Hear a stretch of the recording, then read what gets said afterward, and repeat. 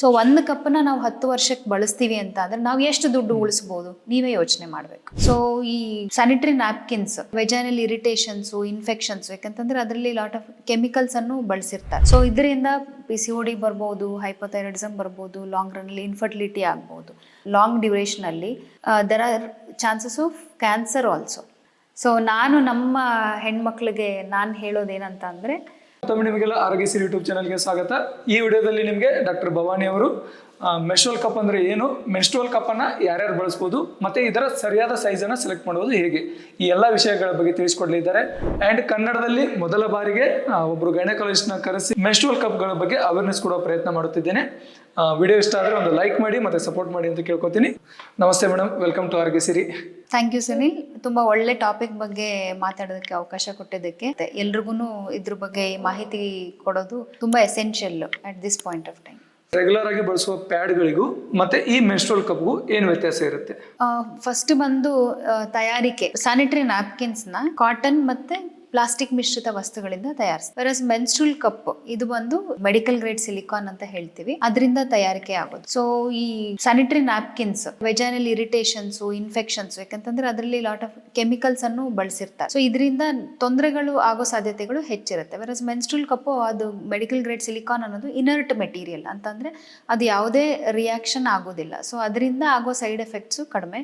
ಮತ್ತೆ ಎರಡಕ್ಕೂ ಕಂಪೇರ್ ಮಾಡಿದ್ರೆ ಮೆನ್ಸ್ಟ್ರುವಲ್ ಕಪ್ದು ತುಂಬಾ ಅಡ್ವಾಂಟೇಜಸ್ಗಳಿದೆ. ಈಗ ರೆಗ್ಯುಲರ್ ಆಗಿ ಪ್ಯಾಡ್ ಬಳಸುವಂತ ಮಹಿಳೆಯರು ಮೆನ್ಸ್ಟ್ರುವಲ್ ಕಪ್ಗೆ ಸ್ವಿಚ್ ಆದ್ರೆ ಅವ್ರಿಗೆ ಏನೇನು ಬೆನಿಫಿಟ್ಸ್ ಇರುತ್ತೆ? ಪ್ಯಾಡ್ ರೆಗ್ಯುಲರ್ ಆಗಿ ಯೂಸ್ ಮಾಡ್ತಿದ್ದವರು ಮೆನ್ಸ್ಟ್ರುವಲ್ ಕಪ್ಗೆ ಸ್ವಿಚ್ ಆದಾಗ really they feel very good. ಏನಾಗತ್ತೆ, ಈಗ ಮೆನ್ಸ್ಟ್ರುವಲ್ ಕಪ್ ಅಂತಂದ್ರೆ it is a reusable cup. ನಾವ್ ಇದನ್ನ ಒಂದು ಕಪ್ ಪರ್ಚೇಸ್ ಮಾಡಿದ್ರೆ ಇದು 10 ವರ್ಷದ ತನಕನೂ ಬಳಸಬಹುದು. ಆದ್ರೆ ಸ್ಯಾನಿಟರಿ ನ್ಯಾಪ್ಕಿನ್ಸ್ ಆಗಲ್ಲ. ಪ್ಯಾಡ್ ಬಳಸಿದಾಗ ಅದನ್ನ ಡಿಸ್ಪೋಸ್ ಮಾಡ್ತೀವಿ. ಸೊ ಆನ್ ಅನ್ ಆವ್ರೇಜ್ 10 ರಿಂದ 15 ಪ್ಯಾಡ್ ಬಳಸ್ತೀವಿ. ಕಾಸ್ಟ್ ಕಂಪೇರ್ ಮಾಡಿದ್ರೆ ನಮಗೆ ಪ್ಯಾಡ್ ಯೂಸ್ ಮಾಡೋದಕ್ಕೆ ಮಿನಿಮಮ್ ಒಂದು ತಿಂಗಳಿಗೆ ನಮಗೆ 100 ರಿಂದ 150 ರೂಪಾಯಿ ಖರ್ಚಾಗುತ್ತೆ.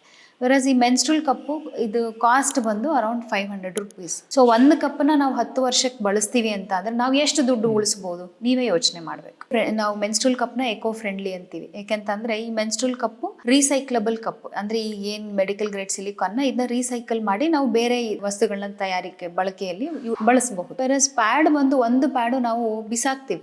ಒಂದು ಪ್ಯಾಡು ಅದು ಡಿಗ್ರೇಡ್ ಆಗ್ಬೇಕು ಅಂತಂದ್ರೆ ಇಟ್ ಟೇಕ್ಸ್ ನಿಯರ್ಲಿ 800 ಇಯರ್ಸ್, 800 ವರ್ಷ ಬೇಕು. ಒಂದು ವರ್ಷಕ್ಕೆ ನಿಯರ್ಲಿ 1,35,000 ಟನ್ನಿನಷ್ಟು ಕಸ ಉತ್ಪಾದನೆ ಈ ಪ್ಯಾಡ್ಗಳಿಂದ. ಸೊ ನಾವು ನಮ್ಮ ಫ್ಯೂಚರ್ ಜನರೇಷನ್, ನಮ್ಮ ಮುಂದಿನ ಪೀಳಿಗೆ ಅವ್ರಿಗೆ ನಮ್ಮ ಪರಿಸರನ ಎಷ್ಟು ಸೇಫ್ ಆಗುತ್ತೋ ಅಷ್ಟು ಸೇಫ್ ಮಾಡೋದ್ರಲ್ಲಿ ಮೆನ್ಸ್ಟ್ರುವಲ್ ಕಪ್ಗೆ ಸ್ವಿಚ್ ಆಗೋದು ಬಹಳ ಮಹತ್ವ. ಸೊ ನೆಕ್ಸ್ಟ್ ಬಂದು ಲಾಂಗರ್ ಡ್ಯೂರಬಿಲಿಟಿ. ಅಂದ್ರೆ ಇವಾಗ ಪ್ಯಾಡ್ ಆದ್ರೆ ನೀವು ಆಲ್ಮೋಸ್ಟ್ 6 to 8 ಅವರ್ಸ್ ಚೇಂಜ್ ಮಾಡ್ತೀರಾ.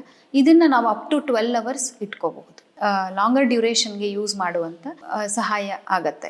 ಜೊತೆಗೆ ಮೆನ್ಸ್ಟ್ರುವಲ್ ಕಪ್ ಯೂಸ್ ಮಾಡೋದು ಈಗ ನಮ್ಗೆ ತುಂಬಾ ಕಂಫರ್ಟಬಲ್ ಅಂತ ಅನ್ಸುತ್ತೆ. ಈ ಎಸ್ಪೆಷಲಿ ನಮ್ಗೆ ಪೀರಿಯಡ್ಸ್ ಆಗಿದೆ ಅನ್ನೋದೇ ಮರ್ತೋಗುತ್ತೆ. ಮೆನ್ಸ್ಟ್ರುವಲ್ ಕಪ್ ಒಂದ್ಸತಿ ನಾವು ಕರೆಕ್ಟ್ ಆಗಿ ಯೂಸ್ ಮಾಡೋದು, ಅದನ್ನ ನೀಟಾಗಿ ಬಳಸೋದನ್ನ ಕಲ್ತ್ರೆ ನಮ್ಗೆ ಪೀರಿಯಡ್ಸ್ ಆಗಿದೆ ಅನ್ನೋದನ್ನೇ ಮರ್ತೋಗುತ್ತೆ. ನಮ್ಮ ವ್ಯೂವರ್ಸ್ಗೆ ಟೇಕ್ ಹೋಮ್ ಮೆಸೇಜ್ ಕೊಡೋದಾದ್ರೆ ಏನು? ಟೇಕ್ ಹೋಮ್ ಮೆಸೇಜ್ ಅಂತ ಅಂದ್ರೆ ಮೊದಲನೇದಾಗಿ ಹೇಳ್ಬೇಕಂತ ಅಂದ್ರೆ ಫೈಂಡಿಂಗ್ ದ ಅಪ್ರೋಪ್ರಿಯೇಟ್ ಸೈಜ್. ಅವ್ರು ಕಂಫರ್ಟಬಲ್ ಆಗಿ ಲಾಂಗ್ ರನ್ ಅಲ್ಲಿ ಅವ್ರು ಇನ್ನು ಕಂಟಿನ್ಯೂಸ್ ಆಗಿ ಯೂಸ್ ಮಾಡಬೇಕು ಅಂತ ಅಂದಾಗ ಪ್ರಾಪರ್ ಸೈಜ್ ಸೆಲೆಕ್ಟ್ ಮಾಡ್ಕೋಬೇಕು. ಮತ್ತೆ ಅದ್ರ ಬಗ್ಗೆ ಕಂಪ್ಲೀಟ್ ಆಗಿ ತಿಳ್ಕೋಬೇಕು. ಅಂದ್ರೆ ತುಂಬಾ ಪೇಷನ್ಸ್ ಬೇಕು ಮತ್ತೆ ಪ್ರಾಕ್ಟೀಸ್ ಬೇಕು. ಸೊ ಈ ಪೇಷನ್ಸು ಮತ್ತೆ practice it makes perfect for them to use menstrual cup. So ಎರಡನೇದಾಗಿ ಬಂತು ಅಂತಂದ್ರೆ ಮೆನ್ಸ್ಟ್ರುವಲ್ ಕಪ್ ನ ಬಳಸಿರೋರ್ದು feedback is very good. Sanitary pads ಗಿಂತ ಅಂದ್ರೆ ಮೆನ್ಸ್ಟ್ರುವಲ್ ಕಪ್ ಬಳಸೋದು ಎಷ್ಟು ಈಸಿ, ಮತ್ತೆ it makes your period so comfortable and easy. And ಮೂರನೇದಾಗಿ ಹೇಳ್ಬೇಕಂತ ಅಂದ್ರೆ ನಾವು ಸ್ಯಾನಿಟರಿ ನ್ಯಾಪ್ಕಿನ್ಸ್ ಅಲ್ಲಿ there are lot of chemicals, ಅಂದ್ರೆ ಥ್ಯಾಲೇಟ್ಸ್ ಅಂತ ಹೇಳ್ತೀವಿ ಅಥವಾ ಆರ್ಗ್ಯಾನಿಕ್ ಕಾಂಪೌಂಡ್ಸ್ ಅಂತ ಹೇಳ್ತೀವಿ. ಅದೆಲ್ಲ ನಮ್ಮ ಸ್ಯಾನಿಟರಿ ನ್ಯಾಪ್ಕಿನ್ಸ್ ಅಲ್ಲಿ ಇರೋದ್ರಿಂದ ನಮ್ಮ ಬಾಡಿದು ಹಾರ್ಮೋನಲ್ ಬ್ಯಾಲೆನ್ಸ್ ಅನ್ನ ಡಿಸ್ಟರ್ಬ್ ಮಾಡುತ್ತೆ. ಸೊ ಇದರಿಂದ PCOD ಬರ್ಬೋದು, ಹೈಪೋಥೈರಾಯ್ಡಿಸಮ್ ಬರ್ಬೋದು, ಲಾಂಗ್ ರನ್ ಅಲ್ಲಿ ಇನ್ಫರ್ಟಿಲಿಟಿ ಆಗ್ಬೋದು, ಲಾಂಗ್ ಡ್ಯೂರೇಷನ್ ಅಲ್ಲಿ there are chances of cancer also with the use of sanitary napkins. So many studies have proved. So ಇದೆಲ್ಲ ತೊಂದರೆಗಳು ನಮ್ಮ ಮೆನ್ಸ್ಟ್ರುವಲ್ ಕಪ್ ಅಲ್ಲಿ ಇಲ್ಲ. ಸೊ ನಾನು ನಮ್ಮ ಹೆಣ್ಮಕ್ಳಿಗೆ ನಾನು ಹೇಳೋದೇನಂತ ಅಂದ್ರೆ, ನಾವು ನಮ್ಮ ಪರಿಸರಕ್ಕೆ ಆದಷ್ಟು ಒಳ್ಳೇದು ಮಾಡೋಣ. So it is eco friendly. ನಿಮ್ಮ ಪಾಕೆಟ್ ಮನಿ ಉಳಿಸ್ಬೋದು. ಇಟ್ ಈಸ್ ಪಾಕೆಟ್ ಫ್ರೆಂಡ್ಲಿ ಮತ್ತು ವೆರಿ ಕಂಫರ್ಟಬಲ್. ದಯವಿಟ್ಟು it is a very good product. And ದಯವಿಟ್ಟು ಮೆನ್ಸ್ಟ್ರುವಲ್ ಕಪ್ನ ಬಳಸಿ ನಿಮ್ಮ ಫೀಡ್ಬ್ಯಾಕ್ಸ್ನ ತಿಳಿಸಿ ನಮಗೆ. ತುಂಬ ಧನ್ಯವಾದಗಳು.